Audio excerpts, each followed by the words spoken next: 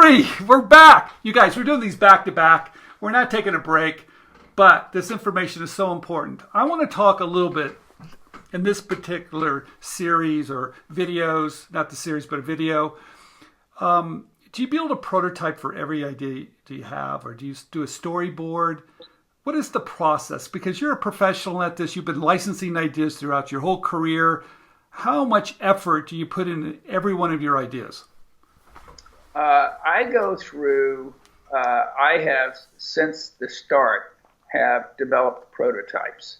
And, through the years, the good news is that now I have the top people, the top model makers, the top artists, the top, mechanical engineers, the top people everywhere within the industry that I call to make a prototype.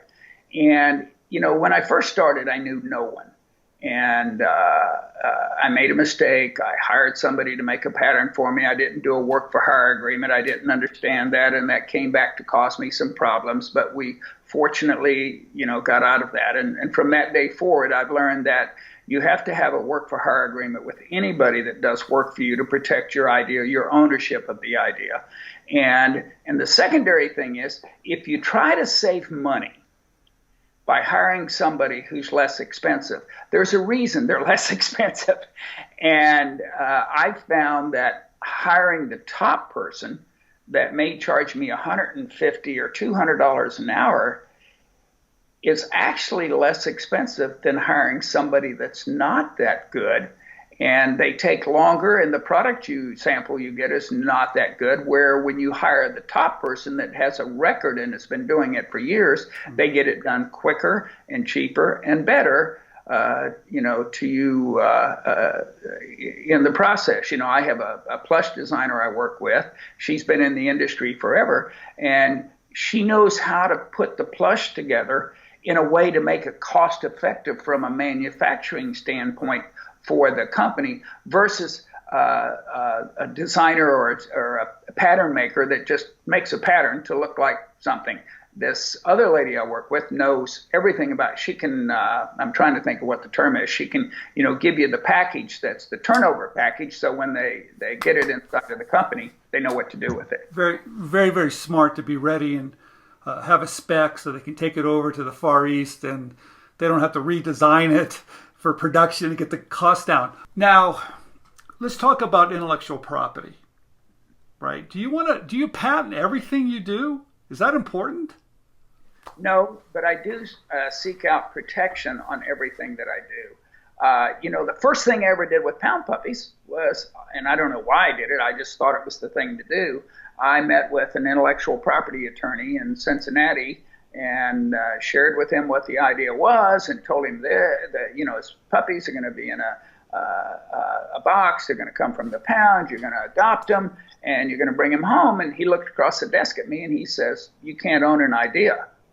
And it's funny. I sat there, kind of dumbfounded. And when I say that in the talks that I give to groups and stuff, there's dead silence in the room until I tell him what he said next. He said, "You can own copyrights, trademarks, and patents, but you can't own an idea. And once you own them, you can, then you have your protection, and you can, then at that point go out and offer them." I remember a lady called me once to ask me a question. She says, "I've got this great toy idea, and I've got it protected, and I've called Hasbro, and they're willing to look at it," which is wow, when you're not known in the industry. And she said, "They want me to sign their non-disclosure agreement, and my attorney says not to sign it." And I said, "Okay, so what's your question to me?" "Well, how am I going to get it in to them and show it to them?" And I said, "You're going to have to sign their non-disclosure agreement." And she says, "Yeah, but my attorney," I said, "They're not going to look at it. They are not out there to steal from you. They are out there to protect themselves." I said, "I want you to think about this scenario for just a moment. So you go in there, this little housewife who's come up with this great toy idea for kids, and you present it to them. So then what your attorney is suggesting that when you walk out of the room, they're going to say, this is a great idea. How can we steal it from this woman and not pay her a royalty? And I said, think about that for a moment. That's kind of ridiculous. And I said, but Hasbro has seen 1,000 concepts, and maybe 900 are in some form or fashion close to what you're showing. Not exactly, but they love yours.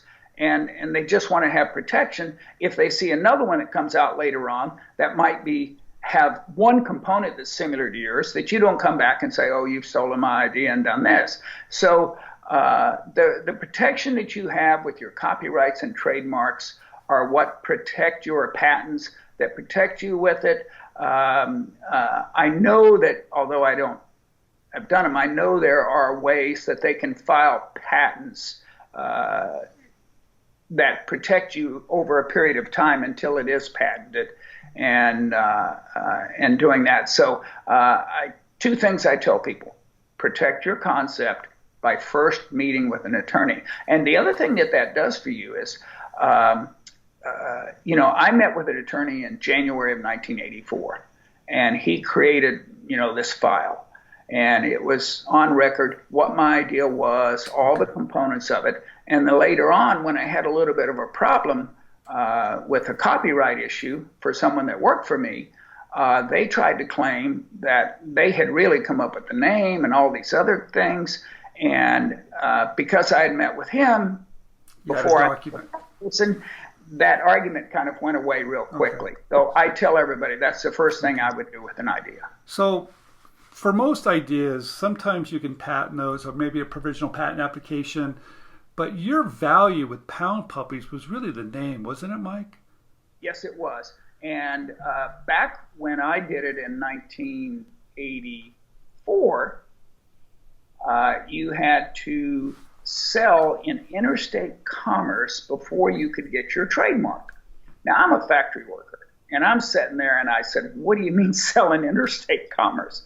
He said, well, you have to sell your product in another state, and when they send a check to you, then you can file to register your trademark. Well, I'm a factory worker. How am I going to do that? So that's what drove me to make the prototypes. Okay. And I was living in Ohio, and then I drove over to Indiana and found a nice Nashville, Indiana, a nice little hometown. I found a gift shop, got a lady to take the Pound Puppies, sell them, and just send me 50% of it, and I just need you to mail a check to me in Ohio. And she did, and we filed for a trademark.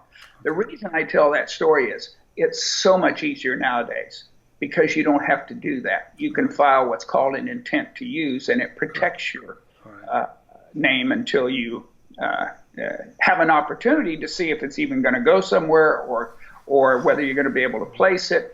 And it's much easier nowadays to protect your trademark than it was many years ago. Mike, I want to thank you so much because you told so many stories here. Number one, you can do it. You have to overcome obstacles, which you did. You talked about building relationships with companies and being fair and being a teamwork. You talked about getting a lot of rejections, but you pushed through because you truly believed in it. You talked about protecting things that was smart when you're starting out. You really gave all of it to us. I cannot thank you enough for this interview. Well, thank you for giving me the opportunity. I mean that sincerely, because that's my goal in life now, is to share with other people and hopefully spark them to pursue their ideas. That's really important to me at this point. Thank you, Mike. Thank you.